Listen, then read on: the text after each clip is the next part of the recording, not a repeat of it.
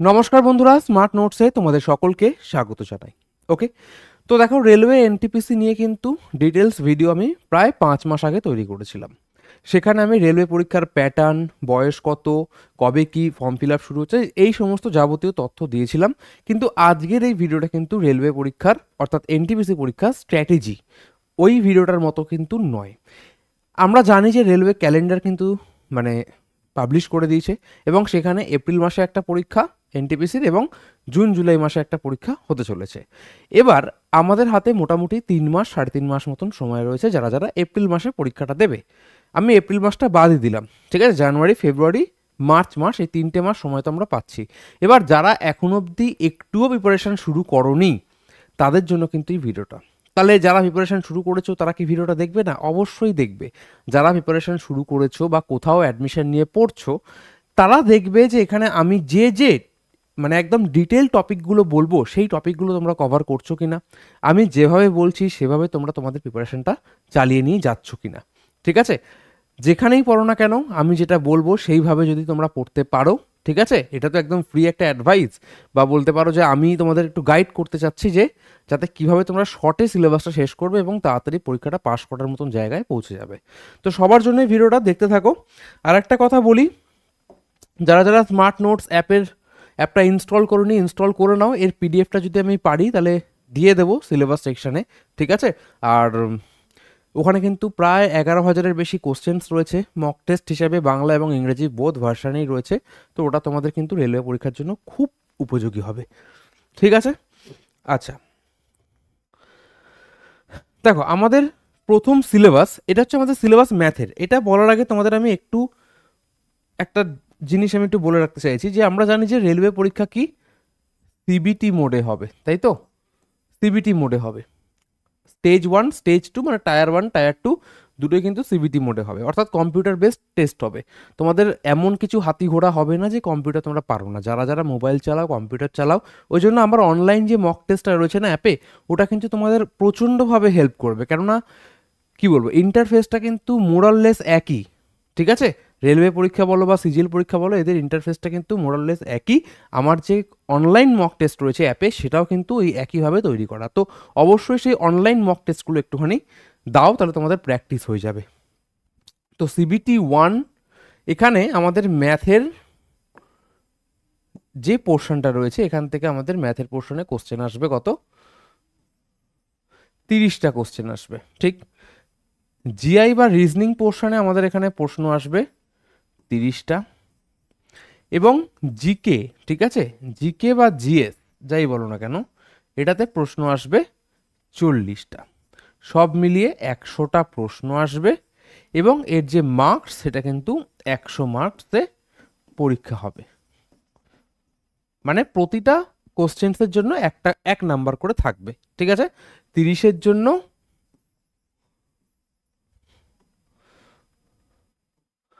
30 number, এটার জন্য 30 number, এটার জন্য 40 নাম্বার। তাহলে আমরা এখানে বুঝতে পারছি যে সব থেকে বেশি ওয়েটেজ রাখছে কি জিকে জিএস, এবং এই জিকে জিএস এর মধ্যেও স্ট্যাটিক জিকে পোর্শনটা কিন্তু বেশ গুরুত্বপূর্ণ এবং কারেন্ট অ্যাফেয়ার্স।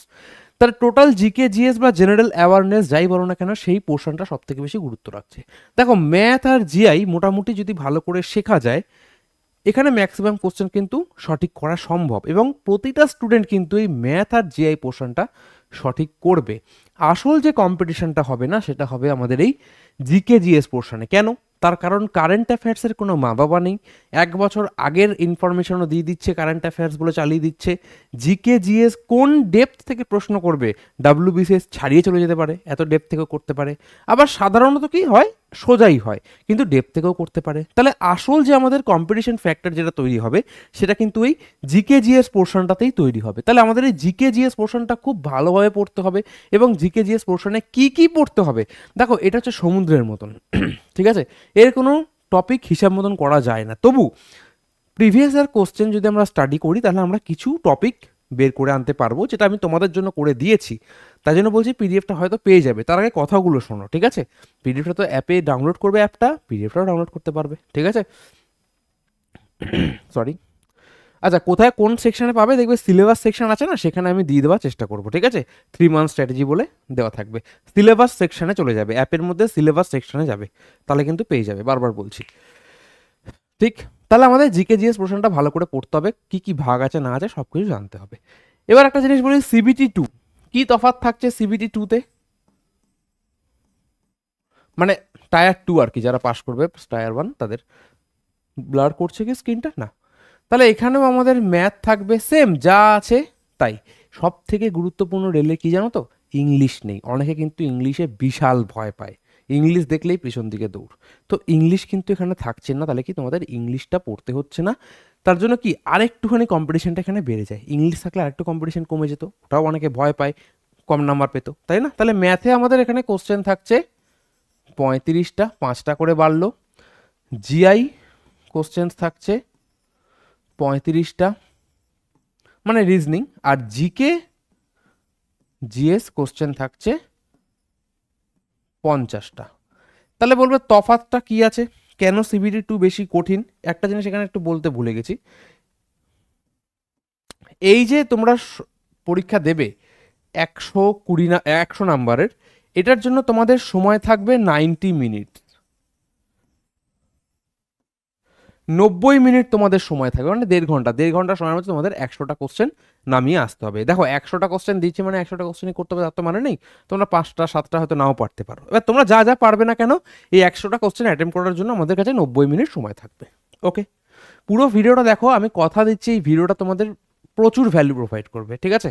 তোমাদের প্রিপারেশনে ভ্যালু ভালো পরিমাণে কিন্তু প্রোভাইড করবে। এবার দেখো এখানে আমাদের কোশ্চেন হচ্ছে 120টা, তাহলে 120টা মানে কি 120 মার্কস। হাতের লেখা নিশ্চয়ই বুঝতে পারছো, ক্লিয়ারলি লিখছি। কিন্তু এই 120 মার্কস, 120টা কোশ্চেন অ্যাটেম্প করার জন্য তোমাদের 90 মিনিটসই সময় থাকবে। তাহলে বুঝতে পারছো যে এখানে কোশ্চেন্সের সংখ্যা বেড়ে গেল এবং সময়ের সংখ্যা কিন্তু একই রয়ে গেল, তাহলে এখানে কিন্তু টাফ হবে। এছাড়াও কোশ্চেন্সের মানও একটু টাফ হতে পারে, ঠিক আছে?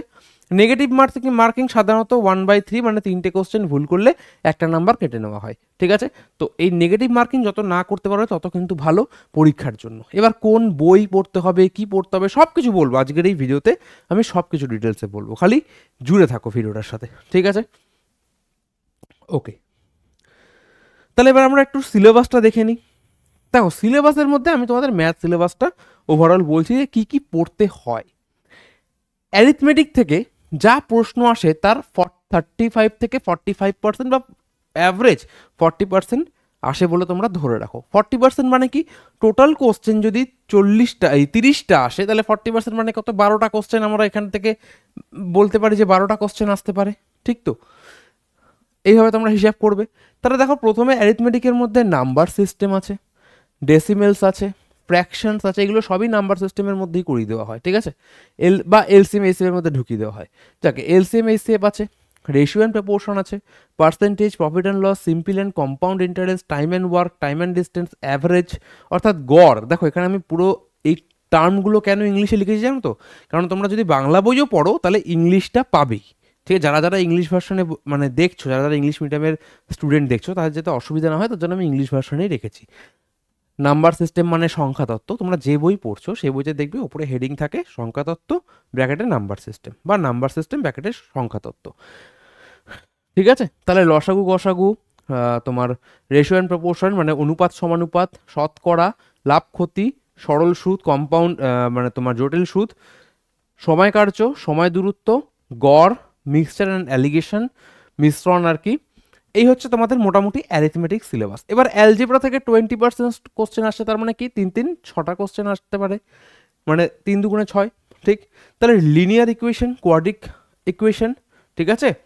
এরপরে তোমার প্রোগ্রেসিভ এপিজিপি, এইচপি এগুলো আসে। এইগুলো কিন্তু অ্যালজেব্রার মধ্যে খুবই গুরুত্বপূর্ণ, মোটামুটি অ্যালজেব্রা থেকে প্রশ্ন আসে। আবার এটা হচ্ছে তোমাদের প্রিভিয়াস ইয়ার যা যা এসছে তার গড় আমি সংখ্যা পার্সেন্টেজ নিয়েছি, এমন না যে প্রতিবারেই এরকম আসবে, কখনো কম কখনো বেশি এরকম আসতে পারে। জিওমেট্রি মেনসুরেশন থেকেও কিন্তু প্রশ্ন আসে, দেখো সিজিএল লেভেলের না আসলেও তার থেকে কিছু কম লেভেলেরও কিন্তু আসে না, একটু হয়তো কম থাকে তবু।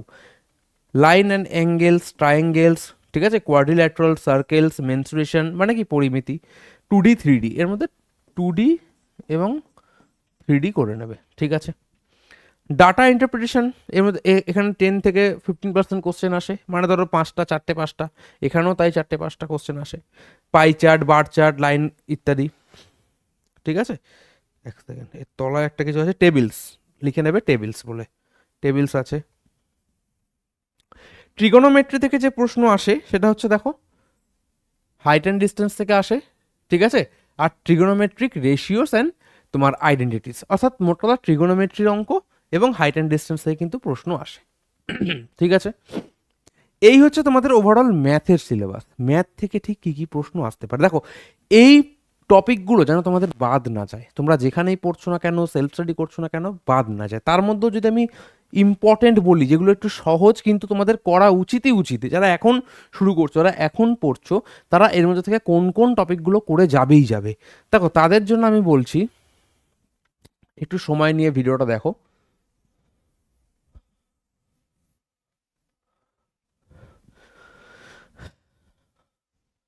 দেখো নাম্বার সিস্টেম অবশ্যই করবে, ঠিক আছে, এলসিএম এসসিএফ করবে, ratio proportion, percentage, profit and loss, সরল সুদ, জটিল সুদ, time and work, time and distance, average, mixed alligation, এই চ্যাপ্টারগুলো বাদ দেবে না। এখান থেকে দুটো বাদ দিতে পারো, কিন্তু বাকি দেখো মোট কথা অ্যারিথমেটিকটা বাদ দেবে না, কারণ এগুলো তুলনামূলক সহজ।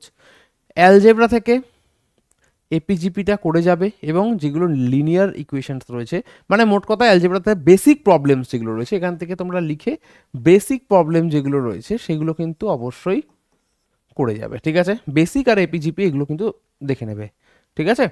এর মধ্যে triangles, circles, mensuration 2D 3D, ঠিক আছে, এগুলো কিন্তু অবশ্যই করবে, এখানে এটা করতেই হবে। পাই চার্ট অবশ্যই দেখে যাবে, পাই চার্টটা কিন্তু আসে, ঠিক আছে, এগুলো যেন মিস না যায়, মানে যদি কিছু না পারো অন্ততপক্ষে এইগুলো করে যাবে। আর তোমার লাইন গ্রাফ, এটা কিন্তু করে যাবেই যাবে। ট্রিগোনোমেট্রির মধ্যে বেসিক ট্রিগোনোমেট্রির প্রবলেমস যেগুলো তোমরা মানে এখন শুরু করছো, করে যাবে। হাইট অ্যান্ড ডিস্টেন্সটা একটুখানি দেখে যাবে। তাহলে এইগুলো কিন্তু তোমাদের করতেই হচ্ছে, ক্লিয়ার। আর এখান থেকে তো আমি বললামই তোমাদের এই এপিজিপি আর এই লিনিয়ার ইকুয়েশন বা একদম বেসিক যেটা সেটা দেখে যাবে, তাহলে এইগুলো কিন্তু করতেই হচ্ছে, এটা বাদ দেওয়া যাবে না। জিআই সিলেবাস, জিআই হচ্ছে এমন একটা পার্ট, এই রেলওয়ে পরীক্ষা বলো, মানে সিজিএল, সিএইচএসএল, এমটিএস বলো, বা আমাদের ডাব্লিউবিসিএস বলো, যেখান থেকে কিন্তু একটা কোর, মানে একটা ম্যাক্সিমাম নাম্বার বা হিউজ নাম্বার কিন্তু ক্যারি করা সম্ভব, মানে নিজের মার্কসটা বাড়ানোর জন্য কিন্তু জিআই কোনো ভাব থেকে, মানে কোনো দিক থেকে কিন্তু কম্প্রোমাইজ করা যাবে না। এটা থেকে আমাদের ম্যাক্সিমাম কোশ্চেন অ্যাটেন্ড করতে হবে এবং ম্যাক্সিমাম রাইট কোশ্চেন করতে হবে, মানে নাম্বারটা কিন্তু এখান থেকে বেশি পরিমাণে আমাদের তুলতে হবে, ঠিক। এর সিলেবাস হচ্ছে কি অ্যানালজি, ঠিক আছে, অ্যালফাবেটিক্যাল সিরিজ, এছাড়াও তোমার compression of numbers, coding, decoding, mathematical operation, similarities, differences, relationship, মানে ব্লাড রিলেশন বলতে পারো, অ্যানালিটিক্যাল রিজনিং, সিলোগিজম, এটা কিন্তু খুব গুরুত্বপূর্ণ, সিলোগিজম, প্যারাজাম্বলিং না, jumbling, Venn diagram, puzzle, seating arrangement, এখানে দেওয়া আছে কিনা জানি না, যদি না দেওয়া থাকে একটু লিখে নেবে যে সিটিং অ্যারেঞ্জমেন্ট বা পাজলের মধ্যেই থাকে অনেক সময়, data sufficiency, statement, conclusion based যে কোশ্চেন এগুলো থাকে, decision makings, maps, interpretation of graphs, seating arrangement এর মধ্যে রয়েছে। এছাড়াও কি এর মধ্যে সাব টপিক হিসেবে অ্যাকচুয়ালি ইনক্লুড করা থাকে যে ওয়াটার ইমেজ, মিরর ইমেজ, এগুলো, এছাড়াও ডাইস, কিউব, এগুলো কিন্তু অবশ্যই করে যেতে হবে। তাহলে ওভারঅল জিআইতে একটা বইতে যা যা টপিক থাকে, ঠিক আছে, সেইগুলোই তোমরা যদি একটু ভালো করে করে যাও, বিশেষ করে ডাইস, কিউব। এর মধ্যে কঠিন কোনগুলো কোনগুলো জানো, এর মধ্যে একটু বেশি কঠিন হচ্ছে গিয়ে সিলগিজম, কিছু ব্লাড রিলেশন থাকে যেগুলো কিনা একটু, যে কোনো পয়েন্টিং টু এ ওম্যান, এগুলোতে একটুখানি কনফিউশনে পড়া যায়, ঠিক আছে, তো এটা আমাদের দেখতে হবে। এছাড়াও কি অ্যানালজিটা কিন্তু সম্পূর্ণ ইংলিশের ভোকাবুলারির উপর বেস করে অনেকটা আসে, ঠিক আছে, যদি ইংলিশের ভোকাবুলারি ভালো না থাকে অনেক ক্ষেত্রে অনেক অ্যানালজি কিন্তু আমাদের অ্যাটেম্প্ট করতে আমরা পারি না, তো সেগুলো কিন্তু আমাদের দেখতে হবে, এগুলো কঠিন যেগুলো বলছি। পাজল, এর মধ্যেই তোমাদের সিটিং অ্যারেঞ্জমেন্ট রয়েছে, ঠিক আছে, ভেন ডায়াগ্রাম অতটা কঠিন নয়, স্টেটমেন্ট বেস কোশ্চেনগুলোকে একটু ভালো করে বুঝতে হবে, বুঝে উত্তর করতে হবে, ঠিক আছে, ব্যাস এইগুলো হচ্ছে মোটামুটি কঠিন এখানে। আর এইগুলো পড়লে মোরাললেস তোমাদের কিন্তু কভার হয়ে যাবে। এছাড়াও আমি কি বললাম, ডাইস, কিউব, তারপর তোমাদের পেপার কাটিং, ঠিক আছে, আর এখানে আর আমি যেগুলো বলছি এগুলো একটু নোট করে নাও, ঠিক আছে, আমি এখানে লিখে দিচ্ছি।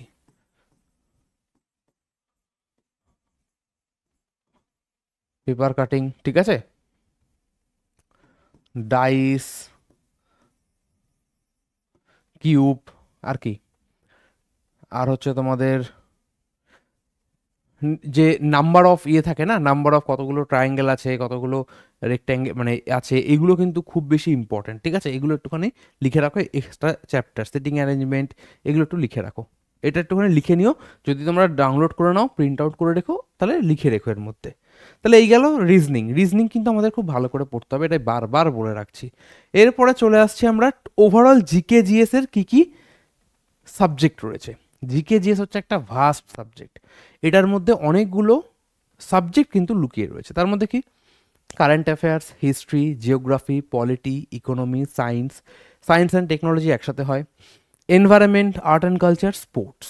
এবার এই প্রতিটা সাবজেক্ট নিয়ে কিন্তু আমি ইন ডিটেইল আলোচনা করব, ঠিক আছে, ইন ডিটেইল আলোচনা করব, যেগুলো সাধারণত তোমাদের ইউটিউবে কেউ ভালোভাবে দেখায় না, এগুলো দেখেই চলে যাবে।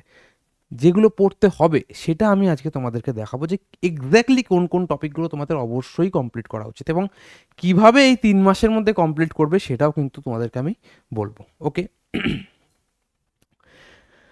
দেখো কারেন্ট অ্যাফেয়ার্সের মধ্যে আমি তোমাদের যে পিডিএফগুলো প্রোভাইড করি, যেটা প্রতি মাসেই দিই, দেখো নভেম্বর মাস, এটা ডিসেম্বর চলছে, তো ডিসেম্বরের পিডিএফটা তোমরা জানুয়ারিতে পাবে, কেননা পুরো ডিসেম্বর কভার হবে, তবে কি আমি ডিসেম্বরের কারেন্ট অ্যাফেয়ার্সগুলোকে একসাথে করতে পারবো, তারপর আমি তোমাদের জানুয়ারিতে দেবো। এটাই নিয়ম। তোমাদের যে এডিশনগুলো অ্যাচিভার্স বা অন্যান্যতে আসে, ধরো ডিসেম্বর এডিশন, তার মানে ওটাতে নভেম্বরের পুরো নভেম্বরের কারেন্ট অ্যাফেয়ার্সগুলো রয়েছে। এবার আমার অ্যাপে দেখবে অক্টোবর আর নভেম্বরটা নেই, এটা হয়তো দুদিনের মধ্যেই আপডেট হয়ে যাবে, কারণ কাজের চাপে অনেক সময় প্রতি মাসে দিতে পারি না, কিন্তু একদম 2 মাসে আমি দিয়েই দিই। ক্লিয়ার? আচ্ছা, হিস্ট্রির মধ্যে অ্যানশিয়েন্ট হিস্ট্রি, মিডিয়াভেল হিস্ট্রি এবং মডার্ন হিস্ট্রি হয়। দেখো কঠিন প্রশ্ন কিন্তু আসবে, আগেকার দিন ভুলে যাও, কি এসছে না এসছে সেগুলো আমাদের দেখে কাজ নেই, কিন্তু এখন প্রশ্ন কঠিন আসতেই পারে। এর মধ্যে আমাদের ইন্ডাস ভ্যালি পড়তে হবে, ইন্ডাস ভ্যালির মধ্যে এদের অরিজিন কি, এদের টাউন প্ল্যানিং কি, ঠিক আছে, এদের ইকোনমি কি, স্ক্রিপ্ট কি ছিল, এটা ডিক্লাইন হলো কি করে দেখতে হবে। তারপর যদি বলি ভেদিক পিরিয়ড, ভেদিক পিরিয়ডের মধ্যে কি আর্যনরা কোথা থেকে এসেছিল, এদের আদি বাসস্থান কোথায় ছিল, বেদ, উপনিষদ, এছাড়াও কি আর্যনদের পার্সোনাল লাইফ, এদের ইকোনমি, এরা পশু শিকার করতো বা কৃষির ওপর নির্ভরশীল ছিল নাকি না, ইত্যাদি সমস্ত টপিকগুলো কিন্তু বেদ, উপনিষদ, তারপর তোমাদের বেদের 4টে ভাগ, এগুলো কিন্তু ডিটেলসে পড়তে হবে। বোঝা গেল? ওকে, আচ্ছা আর কি, এরপরে মৌর্যান এম্পায়ার থেকে রাইজ অফ মাগাধা, যেগুলো পড়তেই হবে সেগুলো লিখেছে, অনেক চ্যাপ্টার মধ্যে বাদ যেতে পারে, যেমন 16 মহাজানাপাদাস নেই, কিন্তু যেগুলো পড়তেই হবে সেগুলো বলছি। রাইজ অফ মাগাধা, চন্দ্রগুপ্ত মৌর্য, অশোক, মৌর্য সাম্রাজ্যের যে অ্যাডমিনিস্ট্রেশন, মৌর্য সমাজের যে অন্যান্য দিকগুলো ছিল, রিলিজিয়াস দিকগুলো ছিল, কালচারাল দিকগুলো ছিল, ইকোনমিক পলিসিগুলো যেগুলো ছিল, সেগুলো কিন্তু আমাদের পড়তে হবে। এরপর কি, এরপর দেখবো গুপ্তা এম্পায়ার। গুপ্তা এম্পায়ার মধ্যে কি golden age of India Gupta এম্পায়ারকে বলা হয়। এর যে পলিটিক্যাল, ইকোনমিক্যাল এবং মানে রিলিজিয়াস যে দিকগুলো ছিল বা ডিটেলসগুলো ছিল সেগুলো দেখব। এছাড়া প্রতিটা গুপ্ত যে মানে রাজা ছিল বা শাসক ছিল সেই সম্পর্কে আমাদের ডিটেলসে পড়তে হবে। পোস্ট গুপ্তা পিরিয়ডের মধ্যে হর্ষবর্ধন খুব গুরুত্বপূর্ণ, আরও অনেক রাজা আছে কিন্তু হর্ষবর্ধনটা খুব গুরুত্বপূর্ণ, ঠিক আছে, এবং তার রাজত্ব ডিক্লাইন কী করে হলো এটা দেখতে হবে। এছাড়া অন্যান্য যে কিংডমগুলো রয়েছে যদি পারো সেই কিংডমগুলো কিন্তু একটু দেখে নেবে। এরপর চলে আসবো আমরা মেডিয়েভাল ইন্ডিয়াতে। এখানে দেখো দিল্লি সুলতানেটের আগেও কিছু চ্যাপ্টার আছে, একটা চ্যাপ্টার আছে ওটা করতে হয়, কিন্তু ওটা দরকার নেই যদি এখন শুরু করছো। তাহলে আমাদের প্রথমে কি দিল্লি সুলতানের মধ্যে যে বংশগুলো রাজত্ব করেছিল, দাস বংশ, খিলজি বংশ, তুগলক বংশ, সৈয়দ বংশ, ঠিক আছে, লোদি বংশ ইত্যাদি, এইগুলো ভালো করে দেখব। বিশেষ করে খিলজি যে সমস্ত পলিসিগুলো এনেছিল, কোন পলিসি কে এনেছিল, কোনটা কে নির্মাণ করেছিল, এদের সময়কার যে স্থাপত্য ভাস্কর্য সেটা আমাদের ভালো করে দেখতে হবে। ইকোনমিক্যাল যে পজিশন ছিল সেগুলো দেখতে হবে, যে কোনো বইতে তোমরা পাবে।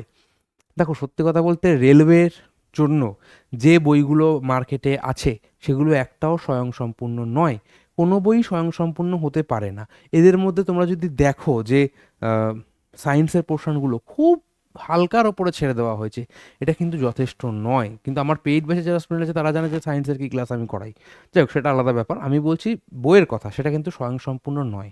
তবে চেষ্টা করবে যদি সায়েন্সের পোর্শনটা ওল্ড সিলেবাসের যে বইগুলো হয় কলেজ স্ট্রিটে গিয়ে দেখতে পারো, সেই বইগুলো নিয়ে পড়তে পারো, আদারওয়াইজ বাংলাতে কিন্তু সায়েন্সের সেরকম ভালো বই নেই। ক্লিয়ার? তো যতটা সম্ভব এখন 3 মাসের মধ্যে তোমরা তো অনেক মানে হিউজ স্টাডি করার কোনো পজিশন নেই, তোমাদের ওই জিকে জিএস বইগুলো নিয়েই কিন্তু পড়তে হবে, ঠিক আছে। বিজয়নগর এম্পায়ার, এখানে অরিজিন, রাইজ, ডিক্লাইন যেগুলো আছে, মুঘল এম্পায়ারের মধ্যে যারা যারা শাসক ছিল তাদের সম্পর্কে পড়বে, ঠিক আছে, কিভাবে ডিক্লাইন হলো, এবং তাদের যে সমস্ত অ্যাঙ্গেলগুলো আছে পলিটিক্যাল ইকোনমিক্যাল, এগুলো তো দেখতেই হবে। মারাঠা এম্পায়ার সেম, শিবাজি সম্পর্কে খুব বেশি গুরুত্ব দিয়ে পড়বে, এটা কিন্তু ইম্পর্টেন্ট। এরপরে মডার্নের মধ্যে ইউরোপিয়ান মানে তোমার যে যারা আগমন করেছিল, অ্যাডভেন্ট অফ ইউরোপিয়ানস, ঠিক আছে, মানে পর্তুগিজরা এসছিল, ফ্রেঞ্চ এসছিল, ডাচ এসছিল, ব্রিটিশ এসছিল, কখন কত সাল অব্দি তাদের প্রথম গভর্নর কে ছিল, কোথায় প্রথম পা রেখেছিল, এগুলো কিন্তু দেখতে হবে, আসে প্রশ্ন। তারপরে দেখো ব্রিটিশ রুল, এদের যে পলিটিক্যাল ইকোনমিক্যাল যে রিফর্মসগুলো ছিল, মানে প্রতিটা অ্যাক্ট, ঠিক আছে, 1909, 1935 সমস্ত অ্যাক্টগুলো পড়বে, সেই চলন্তকালে সেই সময়কার যে সমস্ত রিফর্মগুলো ছিল, যে সমস্ত বন্দোবস্তগুলো তৈরি হয়েছিল, স্থায়ী বন্দোবস্ত, একশালা বন্দোবস্ত, পাঁচশালা বন্দোবস্ত, এগুলো কিন্তু দেখতে হবে। এরপরে আমরা ন্যাশনাল কংগ্রেসের তৈরি দেখবো, ইন্ডিয়ান ন্যাশনাল মুভমেন্ট দেখবো, এর বইতে তোমরা এইভাবেই পাবে, ঠিক আছে। এরপরে ইন্ডিয়ান ইন্ডিপেন্ডেন্স মুভমেন্ট, এর মধ্যে বিভিন্ন লিডার সম্পর্কে আমাদের দেখতে হবে, ঠিক আছে, ডিটেলসে পড়তে হবে, এবং তাদের যে কার্যক্রমগুলো ছিল, তারা কী কী সোসাইটির সঙ্গে যুক্ত ছিল, কী কী জিনিস তারা তৈরি করেছিল, ঠিক আছে, এগুলো আমাদের দেখতে হবে। এছাড়াও কি চরমপন্থী নরমপন্থী কেন ভাগ হয়েছিল, এই সমস্ত পোর্শনগুলো, তারপরে আইন অমান্য আন্দোলন, ঠিক আছে, সমস্ত আন্দোলনগুলো দেখতে হবে। পার্টিশন অফ ইন্ডিয়া, কী করে পার্টিশন হলো ভারতের, সেটা অবধি কিন্তু আমাদের শেষ হবে লাস্টে, ঠিক আছে। এবং পোস্ট ইন্ডিপেন্ডেন্স যেটা এখানে দেওয়া রয়েছে, এখান থেকে সাধারণত প্রশ্ন আসে না, এটা দেখার দরকার নেই, অতটা দেখার দরকার নেই, আমি কেটে দিলাম এটা, ঠিক আছে। আচ্ছা, এবার জিওগ্রাফি চলে আসি, একটু জল খেয়ে নিয়ে, গলার সমস্যা আসলে।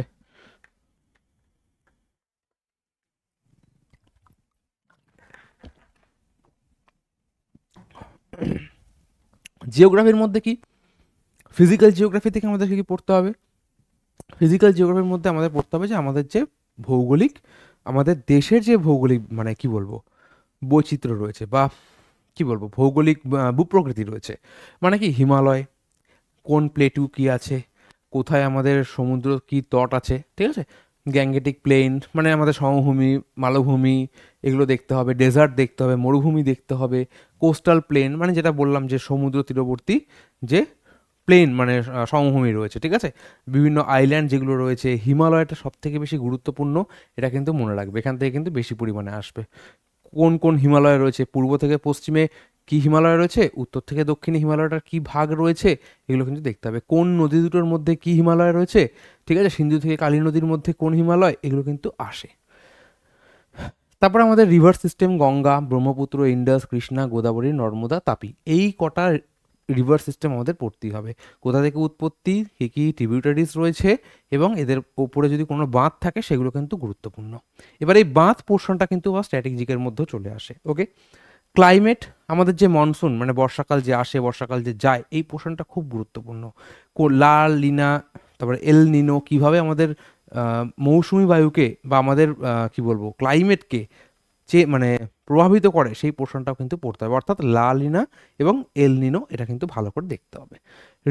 সিজনস যেগুলো রয়েছে, ঋতু যেগুলো রয়েছে, এছাড়াও ক্লাইমেট চেঞ্জের যে ইম্প্যাক্ট আমাদের ভারতে, সেটা দেখতে হবে। সয়েলস, আমাদের পুরো ভারতে যে সমস্ত সয়েলসগুলো রয়েছে, অ্যালুভিয়াল সয়েলস, ঠিক আছে, red soil, black soil, yellow soil, laterite soil, ঠিক আছে, এগুলো সব দেখতে হবে। এবং এখানে কি কি সবজি চাষ হয়, কতটা কোন কোন পরিমাণে রয়েছে, কোন কোন এলাকায় কোন সয়েল পাওয়া যায়, এগুলো কিন্তু দেখতে হবে। ন্যাচারাল ভেজিটেশন বলতে কি আমাদের যে ফরেস্ট, সেগুলো দেখতে হবে।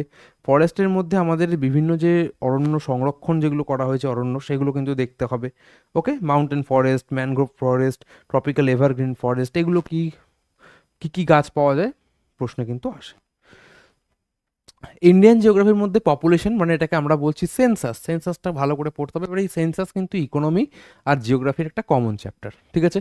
তো সেন্সাস আমাদের ভালো করে দেখতে হবে। সেম এগ্রিকালচার, ভারতের যে এগ্রিকালচার রয়েছে সেটা, প্রধান প্রধান ফসল কি, প্রধান প্রধান ফসলের রিসার্চ সেন্টারগুলো কোথায় রয়েছে, কত পরিমাণে জল লাগে, বৃষ্টি লাগে ইত্যাদি, ক্রপিং প্যাটার্নস যেগুলো রয়েছে, বিভিন্ন ঝুম চাষকে কোন কোন জায়গায় কী কী বলা হয়, দেখতে হবে এগুলো, ঠিক আছে। ইন্ডাস্ট্রি, আমাদের মেজর যে ইন্ডাস্ট্রিগুলো রয়েছে সেগুলো, এবং কোনটা নবরত্ন, কোনটা মহারত্ন, কোনটা তোমাদের কি বলে নবরত্ন, মহারত্ন আর মিনিরত্ন বোধহয়, ঠিক আছে। তো এগুলো কিন্তু আমাদের দেখতে হবে, কত কোটি টাকার ওপরে টার্নওভার হলে মহারত্ন হয়, কটা মহারত্ন কোম্পানি রয়েছে, এগুলো কিন্তু খুব ইম্পর্টেন্ট। মিনারেল রিসোর্সেস কি, মেজর মিনারেলস যেগুলো রয়েছে, কয়লা, অ্যালুমিনিয়াম, লৌহ আকরিক ইত্যাদিগুলো, ঠিক আছে। আর কোথায় কোথায় পাওয়া যায়, কোন কোন আকরিকগুলো লোহার, তামার, এগুলো দেখতে হবে। ট্রান্সপোর্টেশন মানে আমাদের রেলওয়েজ, ওয়াটারওয়েজ, রোডওয়েজ, অর্থাৎ কোনটা ন্যাশনাল হাইওয়ে, কোন ন্যাশনাল হাইওয়ে কোথা থেকে কোথায় অবধি কানেক্ট করেছে, কোন স্টেট হাইওয়েগুলো কোথা থেকে কোথায় অবধি কানেক্ট করেছে, এগুলো কিন্তু দেখতে হবে। এছাড়া আমাদের সোনালী চতুর্ভুজ, তারপর তোমাদের যেটা হীরক চতুর্ভুজ রয়েছে, এগুলো আমাদের দেখতে হবে এর মধ্যে। ওকে, আমি ইন ডিটেল আলোচনা করছি, হয়তো বোরিং লাগতে পারে তোমাদের, কিন্তু এটা প্রয়োজন, না হলে কী করে তোমরা পড়বে। ইন্ডিয়ান পলিটির মধ্যে কি রয়েছে, ইন্ডিয়ান পলিটির মধ্যে আমি যে ভাগগুলো করেছি, আমি ইংলিশ টার্মটা বলছি, এই টার্মগুলো তোমরা কিন্তু তোমাদের নোটে বা যে বই পড়ছো সেগুলোর মধ্যে পেয়ে যাবে, ঠিক আছে। প্রিয়েম্বল মানে প্রস্তাবনা, এগুলো তো তোমরা জানো, তাও বলছি। Fundamental rights, salient features, DPSP, এগুলো কিন্তু পড়তে হবে। তারপরে কি, ফান্ডামেন্টাল ডিউটিস। এবার দেখো অনেক সময় দেখবে ডিপিএসপি আর ফান্ডামেন্টাল ডিউটিস একসাথে থাকে। ফান্ডামেন্টাল ডিউটিস থেকে, আচ্ছা এবার এই ফান্ডামেন্টাল রাইটসের থেকে কিন্তু ডাব্লিউবিসিএস যতটা পড়তে হয় অতটা পড়তে হবে না তোমাদের, শুধুমাত্র আর্টিকেলগুলো পড়ে নেবে, কোন আর্টিকেলে কী রয়েছে, কোথায় কি করতে হয়, কোনটা তোমাদের অ্যাবলিশন অফ কি বলে আনটাচেবিলিটি, কোনটা কোনটা তোমাদের ওই রাজার কোনো রকম কোনো এক্সট্রা কোনো টাইটেল নেওয়া যাবে না, সেগুলো দেখে নেবে, কোনটা তোমাদের রাইট টু স্পিচ, এগুলো দেখবে। আর্টিকেল 32 কি, এটা দেখবে। এগুলো কিন্তু দেখতে হবে। সেন্ট্রাল গভর্নমেন্টের মধ্যে আমাদের অবশ্যই প্রেসিডেন্ট, ভাইস প্রেসিডেন্ট, প্রাইম মিনিস্টারের মধ্যে কাউন্সিল অফ মিনিস্টার, এছাড়াও কোনটা কিচেন ক্যাবিনেট, কোনটা ক্যাবিনেট, এটা আমাদের জানতে হবে। পার্লামেন্টের মধ্যে লোকসভা, রাজ্যসভা, এগুলো দেখতে হবে। দেখো যারা আমার পেইড ব্যাচের স্টুডেন্ট আছো তাদের কিচ্ছু এগুলো আমাদের অলরেডি হয়ে বসে আছে, রিভাইজ চলছে, সেটা তোমরা ভালো করেই জানো, এগুলো সব শেষ। আর যেগুলো দু একটা বাকি থাকতে পারে, যেগুলো তোমাদের আননেসেসারি, সেগুলো, ঠিক আছে। গভর্নর, চিফ মিনিস্টার, এগুলো হচ্ছে স্টেট গভর্নমেন্টের মধ্যে। গভর্নর, চিফ মিনিস্টার, বিশেষ করে তো এখন গভর্নর আর ভাইস প্রেসিডেন্টটা একটু ভালো করে পড়বে। এই পরীক্ষাগুলো সামনে, এই বিগত মানে আগামী এক বছরের মধ্যে যে পরীক্ষাগুলো আসছে, গভর্নর এবং ভাইস প্রেসিডেন্ট খুব ভালোভাবে পড়বে ভাই। মেন এটার পিছনে ট্রিক এটাই, যখন যে পথটা নিয়ে খবরে দেখবে একটু বেশি আলোচনা চলছে, সেই পথটা একটুখানি ভালো করে পড়ে নেবে। ওকে, আচ্ছা। আচ্ছা, এরপরে জুডিশিয়ারির মধ্যে supreme court, high court, subordinate courts, অর্থাৎ কি জেলা কোর্ট যেগুলো থাকে সেগুলো। এর ভেতরে আমাদের যে ডিস্ট্রিক্ট কোর্ট মানে জেলা কোর্ট, এবং তারও তলায় যেমন ধরো ডিস্ট্রিক্ট কোর্ট আমাদের বারাসাত, এবং তার তলায় হচ্ছে গিয়ে ব্যারাকপুর কোর্ট, লোয়ার কোর্ট যেটাকে বলা হচ্ছে, এগুলো আমাদের দেখতে হবে, ঠিক আছে। এছাড়াও কি কোন কোর্ট কোন কোন এলাকার দায়িত্বে রয়েছে, এগুলো কিন্তু জানতে হবে। এমার্জেন্সির মধ্যে আমরা দেখবো ন্যাশনাল এমার্জেন্সি, স্টেট এমার্জেন্সি, এগুলো আর কিছুই না। Financial emergency, state centre state relationship, এখানে লেজিসলেটিভ, অ্যাডমিনিস্ট্রেটিভ, ফিনান্সিয়াল রিলেশনশিপ, ঠিক আছে, কোনটা কোন লিস্টে পড়ে, এগুলোও দেখতে হবে। কনস্টিটিউশনাল বডিজের মধ্যে ইলেকশন কমিশন, ইউপিএসসি, ক্যাগ ইত্যাদিগুলো কিন্তু দেখতে হবে। আরও কিছু থাকে, এগুলো দেখতে হবে। এছাড়াও কি পঞ্চায়েতি রাজ মানে লোকাল গভর্নমেন্ট, লোকাল সেলফ গভর্নমেন্টের মধ্যে পঞ্চায়েতি রাজ পড়তে হবে। আর কি পড়তে হবে, আর আমাদের পড়তে হবে হচ্ছে গিয়ে মিউনিসিপ্যালিটিস, ঠিক আছে, এবং ইম্পর্টেন্ট কনস্টিটিউশনাল অ্যামেন্ডমেন্টস, যে সমস্ত কনস্টিটিউশনাল অ্যামেন্ডমেন্টগুলো, বিশেষ করে আর্টিকেল এই অ্যামেন্ডমেন্ট 35, 42, 44, এগুলো কিন্তু খুব গুরুত্বপূর্ণ। এগুলো 74, 73, এগুলো কিন্তু ভালো করে পড়তে হবে, ঠিক। ওকে, ইন্ডিয়ান ইকোনমির মধ্যে কি বেসিক, যদি ইকোনমি তোমাদের এখন সময় না পাও, ধরো সময়ই নেই, ইকোনমি অনেকে বুঝতে অসুবিধা হয়, মানে কি বলবো, অনেকটাই কঠিন মনে হয়, তো তাদের জন্য আমি বলছি, প্রথমত তো সবার জন্য বলে রাখছি যে প্রথম introduction to economy, GNP, GDP কি, পার ক্যাপিটা ইনকাম কি, পারচেসিং পাওয়ার কি, ইনফ্লেশন, আনএমপ্লয়মেন্ট, মানে এটা প্রথমের সাথে ইনফ্লেশন কিন্তু একটা আলাদা চ্যাপ্টারও হয়, সেটা করলেই হবে। এছাড়াও 5 ইয়ার্স প্ল্যান, এর সাথে নীতি আয়োগ আছে। এছাড়াও ইকোনমিক রিফর্মসগুলো যেগুলো হয়েছে, মানি অ্যান্ড ব্যাঙ্কিংয়ের মধ্যে রিজার্ভ ব্যাঙ্ক অফ ইন্ডিয়া, এছাড়াও এসবিআই, বিভিন্ন মনিটারি পলিসিগুলো, মনিটারি এগ্রিগেটসগুলো, ইনস্ট্রুমেন্টসগুলো যেগুলো দিয়ে কি ইনফ্লেশন কন্ট্রোল করা যায়, মন্দা কন্ট্রোল করা যায়, ঠিক আছে, cash reserve ratio, reverse repo rate, হ্যাঁ, আরও অনেক কিছু আছে, এমএসএফ, ওপেন মার্কেট অপারেশন, এগুলো সব কিন্তু আমাদের দেখতে হবে। ব্যাংকিং সিস্টেম যেটা রয়েছে, কোন ব্যাংক কখন কার সাথে মার্জ হয়েছে, প্রথম ব্যাংক কী ছিল, রিজার্ভ ব্যাংকের আইন কবে হয়েছিল, রিজার্ভ ব্যাংক কবে প্রতিষ্ঠা হয়েছিল, রিজার্ভ ব্যাংক কবে ন্যাশনালাইজ হয়েছিল, এসবিআই এর নাম প্রথমে কী ছিল, এসবিআই কবে ন্যাশনালাইজ হয়, কত সালে 69 সালে তোমার 13টা ব্যাংক হয়েছিল সেটা, ঠিক আছে, তার 14টা বা 13টা ঠিক এই মুহূর্তে মনে পড়ছে না। তারপরে আবার কবে হলো, ঠিক আছে, পাঞ্জাব ন্যাশনাল ব্যাংকের সাথে কোন কোন ব্যাংক মার্জ হয়েছে, বরোদা ব্যাংকের সঙ্গে কোন কোন ব্যাংক মার্জ হয়েছে, এগুলো কিন্তু আমাদের দেখতে হবে। পাবলিক ফিনান্সের মধ্যে গভর্নমেন্ট বাজেট, পাবলিক ফিনান্স মানে কি, বাজেট দেখতে হবে, ফিসকাল ডেফিসিট দেখতে হবে, ফিসকাল পলিসিগুলো দেখতে হবে, ফরেন ডিরেক্ট ইনভেস্টমেন্ট কি, ফরেন ইনস্টিটিউশনাল ইনভেস্টমেন্ট কি, ওয়ার্ল্ড ট্রেড অর্গানাইজেশন কি, এগুলো সব আমি করিয়েছি, এগুলো কিন্তু দেখতে হবে। ওকে, এগ্রিকালচারের মধ্যে এবার ইকোনমির এগ্রিকালচার কিন্তু আলাদা। এখানে আমাদের ধান কোন জমিতে হয়, হ্যাঁ, ধান কোথায় রপ্তানি হয়, ধানে কত নম্বর, আমাদের এগুলো দেখার দরকার নেই। আমাদের এগ্রিকালচারাল যে রিফর্মসগুলো হয়েছে, যে সমস্ত বিপ্লবগুলো ঘটেছে, সেগুলো কোনটা কোন মানে বিপ্লবের সঙ্গে জড়িত, ঠিক আছে, হোয়াইট রেভলিউশন কি, পিঙ্ক রেভলিউশন কি, রেড রেভলিউশন কি, গ্রিন রেভলিউশন কি, এদের জনক কারা, ঠিক আছে, এগুলো দেখতে হবে। এছাড়াও কি আমাদের গভর্নমেন্ট এগ্রিকালচার সম্পর্কিত কী কী যোজনা এনেছে, এগুলো খুব গুরুত্বপূর্ণ। Agricultural finance industry, agricultural reforms, বিভিন্ন ইন্ডাস্ট্রিয়াল পলিসিসগুলো আমাদের দেখতে হবে, বিভিন্ন সালে তাদের বিবৃতিগুলো দেখতে হবে, ঠিক আছে। ওকে, সার্ভিস সেক্টর, আইটি এবং ইত্যাদি sector, tourism, banking and insurance, এই সার্ভিস সেক্টরের মধ্যে পড়বে, দেখতে হবে। এছাড়াও গভর্নমেন্ট স্কিমস অ্যান্ড পলিসিস কিছু এই এগ্রিকালচারের মধ্যেই তোমরা পেয়ে যাবে, কারণ স্কিম এবং পলিসিগুলো তো এগ্রিকালচারের জন্যও করেছে এবং ইন্ডাস্ট্রির মধ্যেও পড়েছে। এই দুটোর মধ্যে অনেক স্কিম কিন্তু তোমরা কমন পেয়ে যাবে। ক্লিয়ার? সব পড়তে যাও না, যেগুলো গুরুত্বপূর্ণ, কিষাণ ক্রেডিট কার্ড কি, এগুলো কিন্তু তোমায় দেখতে হবে। আচ্ছা, এটা আবার হুম, এটা হচ্ছে তোমার বেড়ে গেছে গো, এটা বড় হয়ে গেছে। এটা পিডিএফ এর মধ্যে আমি তোমাদের ফিজিক্সের পার্টটা দেখাতে পারলাম না, কিছু মনে করো না। এই ফিজিক্সের পার্টটা এখানে কোনো কারণে ডিস্টার্ব হয়ে গেছে। তোমাদের আমি যে পিডিএফটা দেবো, ডাউনলোড করে নিও, সেই পিডিএফ এর মধ্যে কিন্তু পেয়ে যাবে। তাও ফিজিক্সের মধ্যে আমি বলেই দিচ্ছি, সব থেকে গুরুত্বপূর্ণ এখানে আমি বলে দিচ্ছি। ওয়ার্ক পাওয়ার এনার্জি পড়বে, ঠিক আছে, তাপ পড়বে, তাপ না, সরি তাপ না, ইয়ে কি বলে, লাইট পড়বে, সাউন্ড পড়বে, এগুলো কিন্তু পড়তে হবে।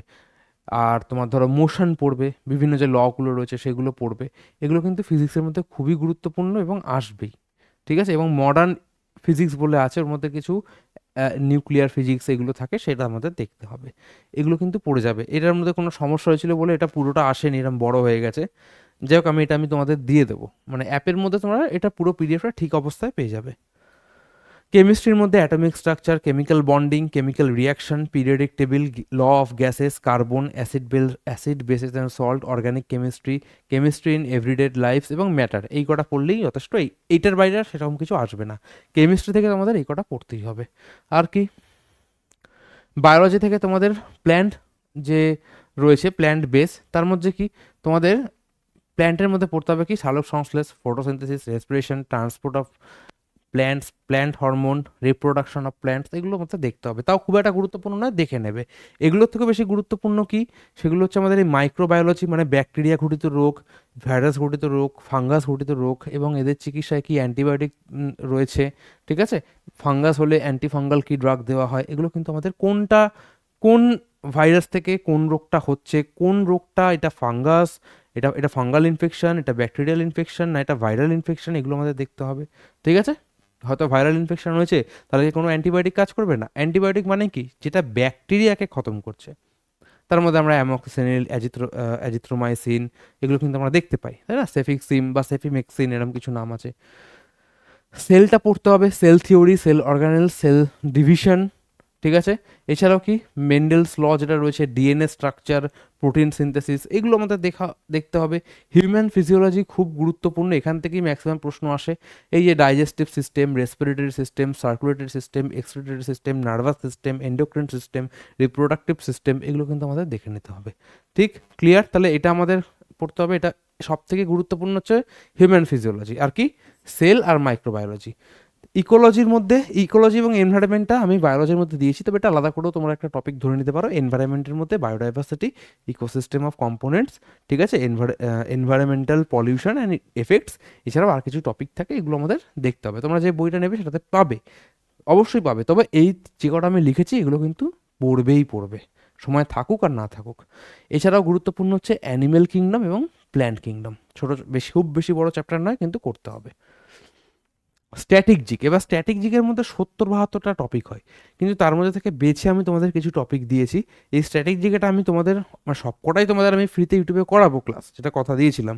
তবু তোমাদের বলছি যে major political, economic and social events যেগুলো হচ্ছে, বিভিন্ন সরকার যে স্কিমগুলো আনছে সেগুলো কিন্তু কারেন্ট অ্যাফেয়ার্সের মধ্যেও পড়ছে। রাজ্য সরকার আনুক, কন্যাশ্রী, যুবশ্রী, হ্যাঁ এগুলো যেগুলো আছে, এছাড়াও তোমার প্রধানমন্ত্রী জনৌষধি, হ্যাঁ ইত্যাদি যে সমস্ত স্কিমগুলো আনে এগুলো কিন্তু পড়তে হবে।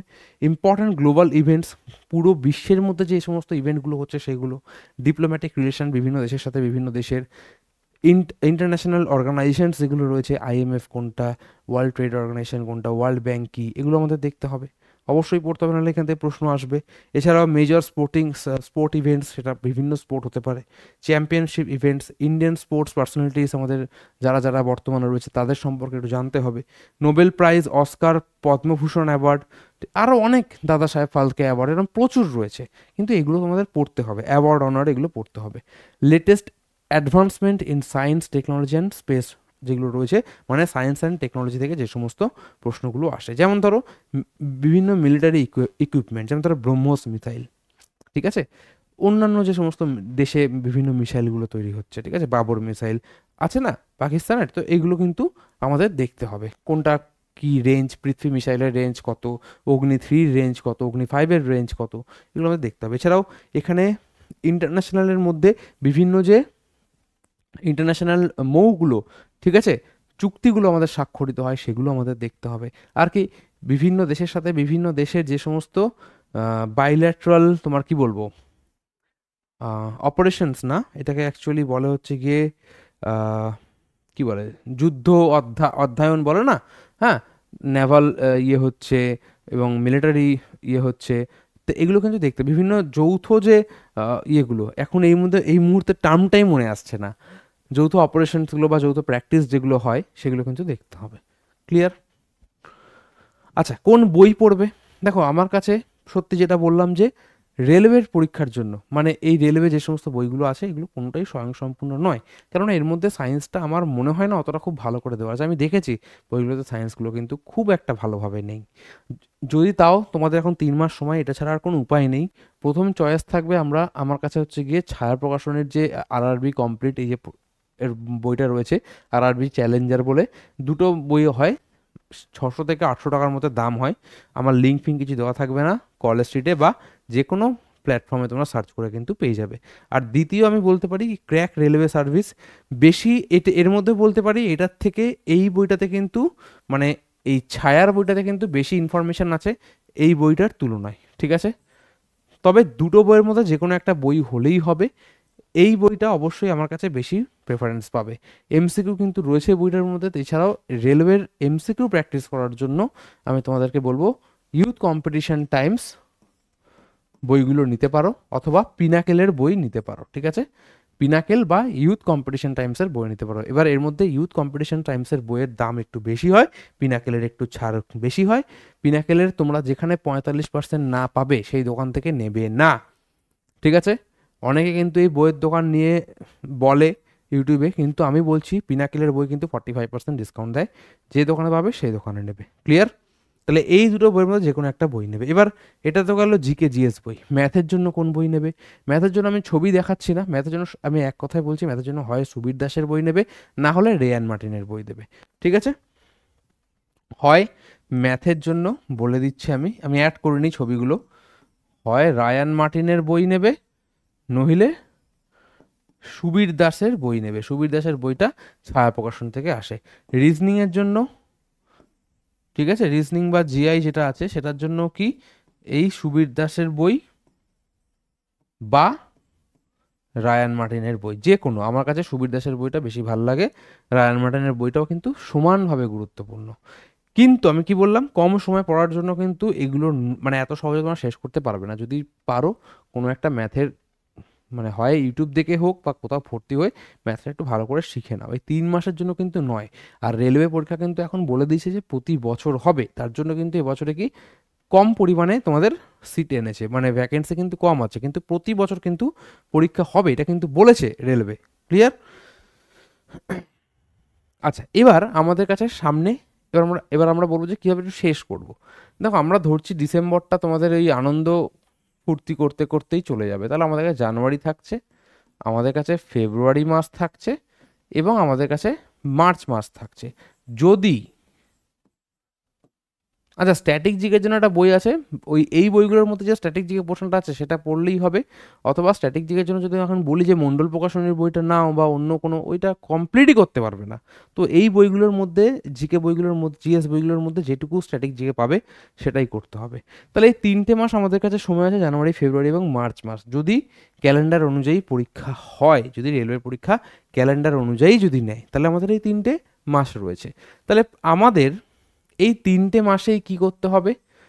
ম্যাথ প্র্যাকটিস করতে হবে, এবং কি করতে হবে, মানে ম্যাথ শিখতে হবে এবং ম্যাথ প্র্যাকটিস করতে হবে। এটা এই 3টে মাস জুড়ে আমাদেরকে যে যে চ্যাপ্টারগুলো আছে সেগুলো শিখে উদ্ধার করতে হবে। আমি বললাম কি, অ্যারিথমেটিক দিয়ে প্রথমে শুরু করবে, চেষ্টা করবে ম্যাথের 5 থেকে 6টা চ্যাপ্টার যাতে অ্যারিথমেটিকের প্রথম মাসেই তোমরা শেষ করে ফেলতে পারো, এবং তারপরের মাসে 6টা, ঠিক আছে, এবং তারপরের মাসে 3টে। কেন কমালাম? কারণ শেষ মাসে এগুলোকেও, আগের যে ম্যাথের চ্যাপ্টারগুলো রয়েছিল যেগুলো তোমরা শিখেছিলে সেগুলো প্র্যাকটিস করতে হবে। এবার তোমরা এখন এমন করবে না যে প্রচুর কোশ্চেন্স নিয়ে বসে গেলে, এটা কিন্তু করতে যেও না।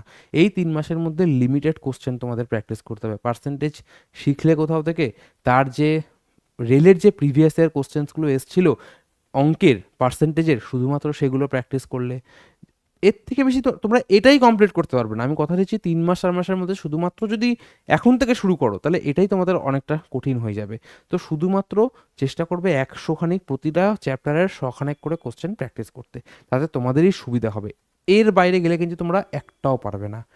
দেখো উচিত তো, আমরা আমাদের পেইড ব্যাচে অঙ্কতে এক একটা চ্যাপ্টারে 200-300 করে কোশ্চেন করাই। কেন? ওটাই হচ্ছে ওদের কাছে স্টাডি মেটেরিয়াল, কোনো বই কিনতে হয় না। কিন্তু যেহেতু তোমাদের কাছে সময় কম, তো 100টা কোশ্চেন তোমাদের, আমাদের কাছে যদি 300টা কোশ্চেন একেবারে সাজিয়ে গুছিয়ে দিচ্ছি, কিন্তু আমাদের 100টা কোশ্চেন খুঁজে পেতেও সময় লাগবে। তো 100টা করে কোশ্চেন প্রতিটা চ্যাপ্টারের, বা 50টা 60টা কোশ্চেন করলেও হবে, যেগুলো ছোটো ছোটো চ্যাপ্টার আছে, যেমন ধরো মিক্সচার অ্যালিগেশন, এগুলো ছোটো, সিম্পল ইন্টারেস্ট, কম করলেও হবে। কিন্তু এই 1 মাসে 6টা থেকে পারলে 8টা কিন্তু শেষ করতে হবে, এবং তার সাথে সাথে জিকে জিএস এর চেষ্টা করতে হবে 50% কভার করে ফেলতে। ঠিক আছে, হিস্ট্রি, পলিটি, ইকোনমি, জিওগ্রাফি, যা যা চ্যাপ্টার আমি দেখালাম, তার মোর দ্যান 50% গো থ্রু করে। মানে কি, আমি আবারও বলছি, দেখো একটা চ্যাপ্টার, আমি ফান্ডামেন্টাল রাইটস আমার ব্যাচে যেটা ডিটেলসে পড়াবো অনেকখানি সময়, ওটাই যদি আমি পার্টিকুলার কোনো পরীক্ষার জন্য শর্ট টাইমে করতে চাইছি, ওটাকে কিন্তু অনেকটা ছোট করে নিয়ে আসা যায়, কিন্তু কিছু করার নেই। বেশি পড়তে পারলে তো লাভ হতোই, কিন্তু এখন তোমাদের সময় নেই। তার জন্য কি, আমাদেরকে ওই বইগুলোতে যেভাবে আছে, যতটুকু আছে সেভাবে, সেই অনুযায়ী এই যে চ্যাপ্টারগুলো আমি তোমাদেরকে একটু আগে দেখালাম, সেই অনুযায়ী এই জিকে জিএসটা তোমাদের 50-60% গো থ্রু করে দুবার, মানে ভালো করে পড়ে মার্কিং করে।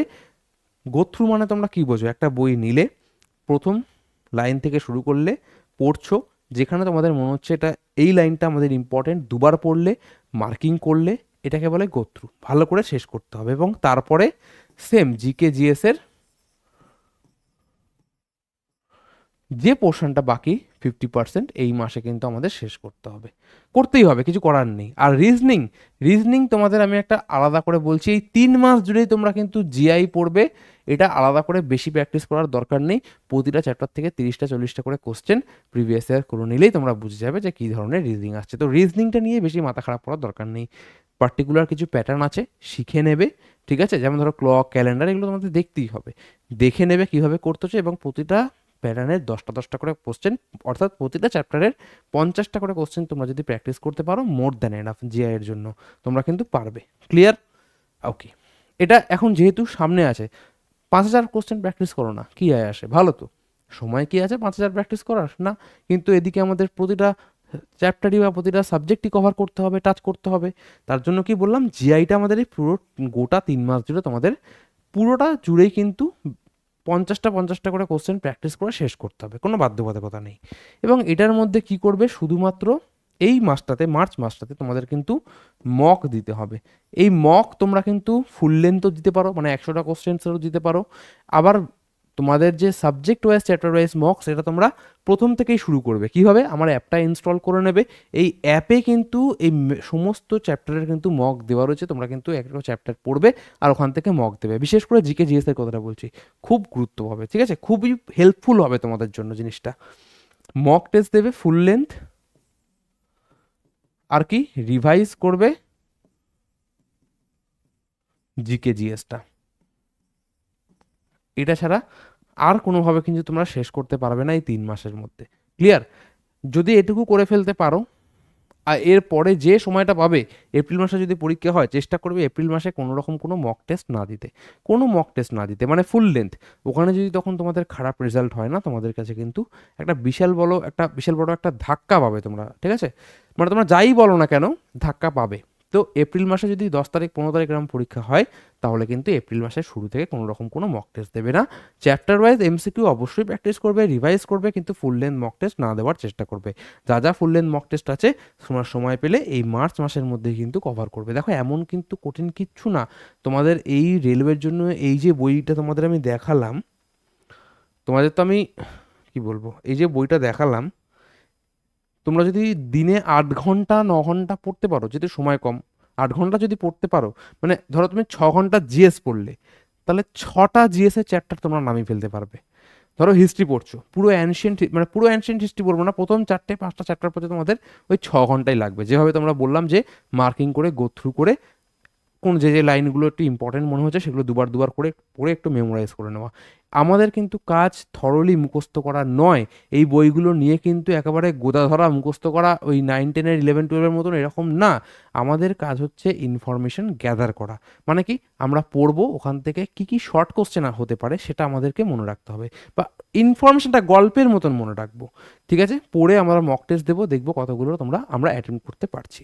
আমার অ্যাপেই মক টেস্ট আছে, এছাড়াও আমাদের অনেক পেইড মক টেস্ট আছে। আমার তো ফ্রি 11,000 কোশ্চেন, নিতে চাইলে ভালো দেবে, আদারওয়াইজ পেইড ব্যাচে প্রচুর আছে। মানে পেইড মক টেস্ট আমার নয়, বিভিন্ন জায়গায় আছে, আমার কোনো পেইড মক টেস্ট নেই, ঠিক আছে?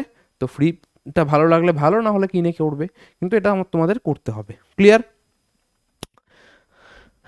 আর অঙ্কের ক্ষেত্রে আমি আবারও বারবার বলছি, অঙ্কের ক্ষেত্রে কিন্তু খুব বেশি প্রশ্ন আমরা করব না। রিজনিংয়ের ক্ষেত্রেও কি, প্রতিটা অঙ্ক বলো রিজনিং বলো, অঙ্কের ক্ষেত্রে একটু আমরা চাপ দেব। প্রতিটা চ্যাপ্টারের 100টা করে কোশ্চেন যদি করে ফেলতে পারো এই সময়ের মধ্যে, তারা যথেষ্ট। ওই কোশ্চেনগুলোকেই বারবার প্র্যাকটিস করো, নতুন নতুন কোশ্চেন বেশি ধরার দরকার নেই, কারণ তোমরা গুলিয়ে ফেলবে এবং পরীক্ষার হলে গিয়ে আলটিমেটলি কিচ্ছু করতে পারবে না। ঠিক আছে, আলটিমেটলি কিচ্ছু করতে পারবে না। যার জন্য আমি কি বলছি, যে ম্যাথের প্রতিটা বিশেষ করে জিওমেট্রি, একদম প্রিভিয়াস ইয়ার কোশ্চেনে যা যা এসছে সেগুলোই, এর বাইরে নতুন করে সিজিএল সিএচএসএল এর কোশ্চেন করতে যেও না, মারা পড়ে যাবে। ঠিক আছে, যা যা আমাদের আরআরবির প্রিভিয়াস ইয়ারে এসছে সেগুলো। সায়েন্সটা খুব ভালো করে পড়ো। এই এনটিপিসি পরীক্ষায় কিন্তু সায়েন্স যে খুব বেশি প্রশ্ন আসবে বা খুব হাই লেভেল আসবে তা কিন্তু নয়, খুব বেশি ভয় পাওয়ার দরকার নেই। কিন্তু আমি আবারও বলছি, জিকে জিএস এর মধ্যে স্ট্যাটিক জিকে পোর্শন থেকে অনেকগুলো প্রশ্ন আসে এবং সায়েন্স থেকে কিন্তু প্রশ্ন আসে, এই জায়গাগুলো কোনোভাবেই কিন্তু বাদ দেওয়া যাবে না। আর full length mock test March মাসেই শেষ করবে, এপ্রিল মাসে কিন্তু ফুল লেন্থ মক টেস্ট দেবে না, চ্যাপ্টার ওয়াইজ মক টেস্ট দেবে। আর এপ্রিল মাসে যা সময় পাবে মেইন চ্যাপ্টারগুলো ভালো করে রিভাইজ করবে, ঠিক আছে? তারপর কিন্তু আমরা পরীক্ষা দিতে যাবে। ক্লিয়ার? আর যারা জুনে পরীক্ষা দিচ্ছ তাদের কাছে আরও 2 মাস এক্সট্রা পাচ্ছ। তো সেই যা এই প্রসেসটা তোমরা 3 মাসে করেছো, সেই প্রসেসটাকে আবার মানে কি বলবো, রিভাইজ করবে, জাস্ট ওটাকে আবার ফেলবে, মানে রিভাইজের পর রিভাইজ। তখন যত দেখবে দেখবে প্রথমে তোমাদের 6টা চ্যাপ্টার পড়তে সময় লাগছিল কত, হয়তো 6টা চ্যাপ্টার পড়তে হয়তো তোমাদের 10 ঘন্টা সময় লাগছিল। সেই 6টা চ্যাপ্টারের 10 ঘন্টা যেটা লাগছিল, সেটা কিন্তু পরবর্তী রিভাইজের সময় দেখবে 6টা চ্যাপ্টারে 7 ঘন্টা লাগছে। এরপরে যখন তোমরা দেখবে আবার রিভাইজ করছো, দেখবে 6টা চ্যাপ্টার তোমরা 3 ঘন্টা 3.5 ঘন্টার মধ্যে নামিয়ে ফেলছো। কেন? তোমরা জানো এই চ্যাপ্টারের মধ্যে কোথায় কি পড়তে হবে, কতটা কি পড়তে হবে, শুধুমাত্র সেই জায়গাগুলোই পড়বে। এবার আরেকটা জিনিস কি, মক টেস্ট দেওয়ার পর যেটা নিয়ম সব থেকে গুরুত্বপূর্ণ আমি বলে রাখছি,